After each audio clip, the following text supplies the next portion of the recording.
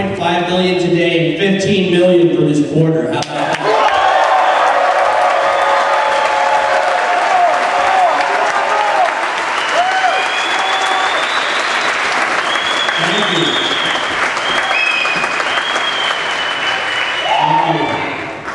I guess there's a few people that want to keep this around a little longer. Huh? So, okay, now, we're still in New Hampshire. Our next speaker was, in fact, in the Air Force for 16 years, combat support. He has a PhD in aerospace engineering, and like a lot of veterans, he wants to get our troops out of there. And of course,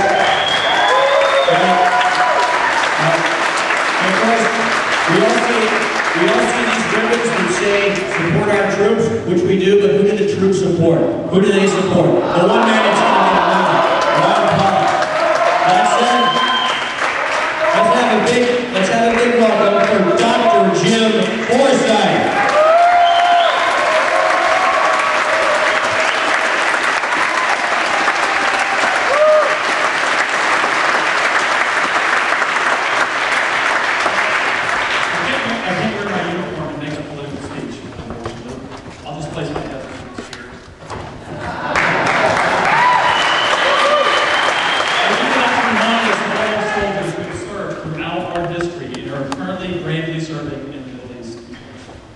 On this historic day, I ask you to imagine that we are the 11,000 soldiers camped out with General George Washington at Valley Forge in the winter of 1777. Today, that's not hard to imagine.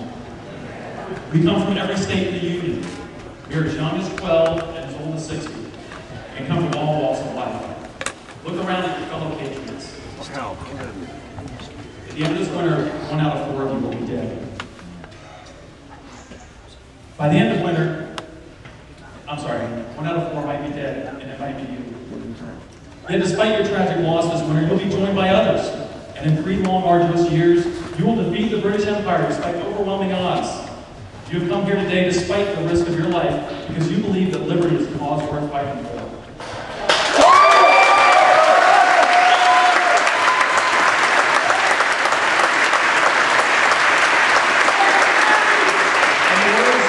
New Hampshire patriot John Stark, you believe that we should live free or die.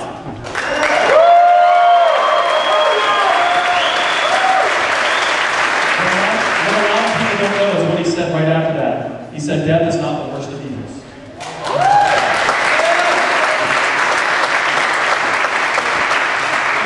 All this sacrifice could have been for nothing if the Founding Fathers had chosen to set up a government as despotic as the one that they rebelled against. This is exactly what happened to the French and the Russians after their revolution. They traded one tyrant for another. Instead, the Founding Fathers set up a constitutional republic, binding the government to the chain of the Constitution. President George Washington voluntarily stepped down after 2 terms, setting up a tradition that lasted until President FDR. We owe an immense debt of gratitude to these men who risked everything and sacrificed so much. Many of them are pictured around the halls.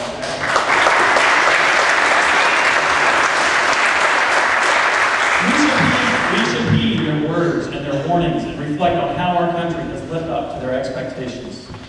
In Common Sense, the document that helped spark the revolution, Thomas Paine wrote, "Our plan is commerce, and that, well attended to, will secure us the peace and friendship of all Europe." In the Declaration of Independence, the founders laid out the train of abuses of the king. Several of the abuses dealt with the overly militaristic, mercantilistic approach of the British Empire.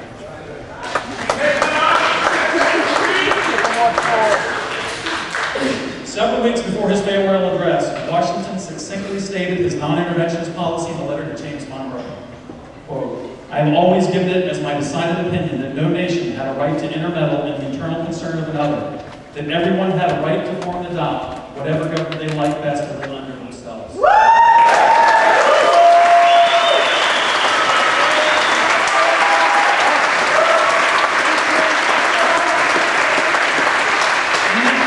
this farewell address, he spent a great deal of time on the issue, concluding, "The great rule of conduct for us in regard to foreign nations is in extending our commercial relations to have with them as little political connection as possible.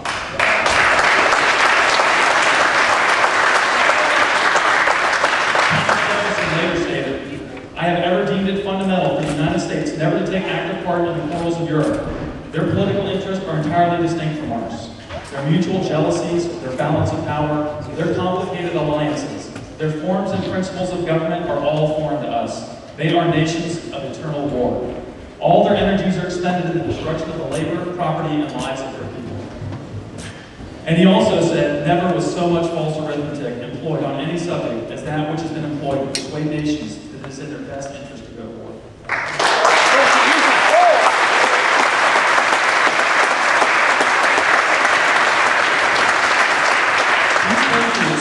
These patriots believed that the proper role of the military was to defend the Union. They were willing to fight and to die for the liberty and for the Union. But they were not willing to risk the lives of their fellow Americans for the sake of increasing American influence overseas. The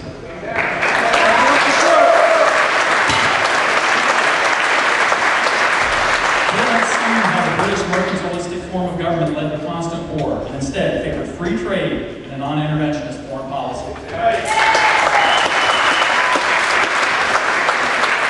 They restrained the ability of the government to go to war by vesting the power to declare war in the legislative branch, since, as Madison wrote to Jefferson, the Constitution supposes what the history of all governments demonstrates, that the executive is the branch of power most interested in war, and it is the most prone to it. It has accordingly, with studied care, vested the question of war in the legislature.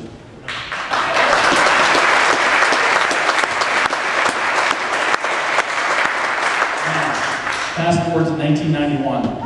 The Cold War has ended, and I'm a young Air Force second lieutenant driving to Texas on my way to pilot training, and the Gulf War begins.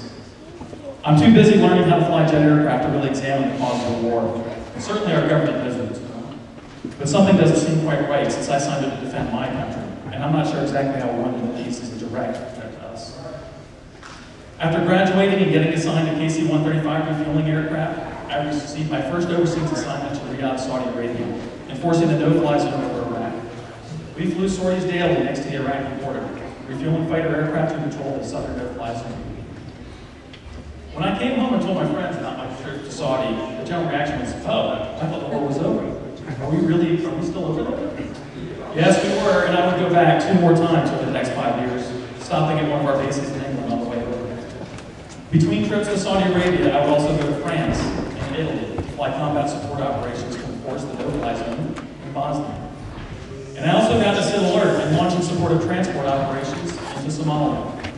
It was a surreal experience, coming back from one foreign country to spend a few months with my kids before launching to yet another foreign country. I flew with a married couple that had a child. They could never be assigned overseas together since one of them needed to be at home with their child.